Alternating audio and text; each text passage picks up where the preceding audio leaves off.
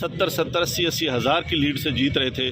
ہم نے ان کو ہروایا ہے اور ان کے اوپر جعلی مورے لگا کے سب کو ہروایا. کمشنر صاحب جب جعلی مورے لگ رہی تھی اس وقت آپ نے کسی سے کہا کہ یہ سب کچھ ہو رہا ہے، غلط ہو رہا ہے، اس کو روکا جائے؟ دیکھیں، میں یہ ساری اس غلط کاری کی ذمہ داری اپنے اوپر لے رہا ہوں اور ساتھ آپ کو بتا رہا ہوں کہ جو چیف الیکشن کمشنر ہے، جو چیف جسٹس ہے، وہ بھی اس کام میں پورے شریک. کمشنر کس کے کہنے پہ سب کچھ ہوتا رہا؟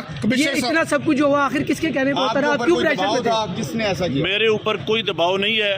میرے باپ دادا بھی انگریزوں کے خلاف اور سکھوں کے خلاف جنگیں کرتے رہے ہیں، لڑتے رہے ہیں یہ ملک بنانے کے لیے. اب میں اس ملک کو توڑنے کا حصہ نہیں بن سکتا. کمشنر صاحب، آپ نے راولپنڈی کی بہت بڑی خدمت کی ہے، آپ نے بڑے بڑے میگا پروجیکٹ میں 24 گھنٹے کام کیا ہے.